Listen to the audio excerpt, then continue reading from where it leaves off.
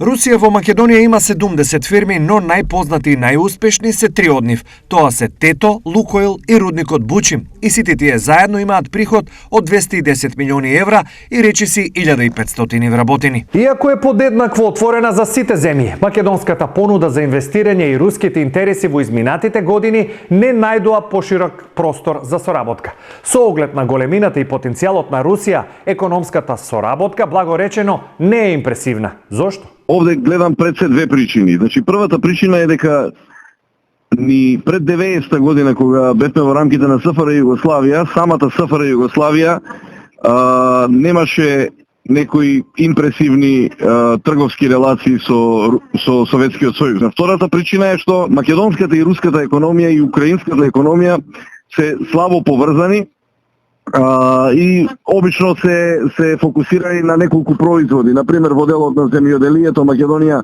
извезува на тие пазари, меѓутоа тие цифри се многу мали. Сепак три руски компании силно се издвојуваат и се меѓу поголемите во државата, особено според остварените приходи и профитот. Прв на оваа листа е Тето, друштво за производство на електрична енергија и топлина. Тоа е многу важно за македонскиот енергетски пазар.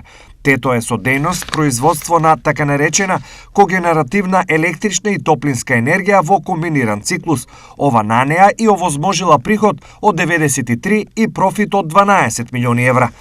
Веднаш за Тето се добро познатиот нафтен оператор Лукойл и рудникот Бучим. Лукойл преку 30 бензински станици за една година одработил 71 милион приход и 2 милиони евра профит, додека Бучим има 43,6 милиони приход и 13,3 милиони евра профит. Недоволната инвестициска активност на Русија кон Македонија има повеќе објаснувања. Едно од нив е и дипломатското. Со други зборови, зошто Русија економски ја нема доволно во Македонија? Тоа е пред се наша вина, бидејќи Македонија веќе долго време изигрува некакво прозападно однесување, кое на крајот од краиштата го плаќаме скапо. Јас лично работев 2 години во Москва и бев сведок дека никакви иницијативи немаше од наша страна и се што јас покренав директно со наши стопански компании не најде на некоја посериозна поддршка ниту од владата, ниту од стопанските комори.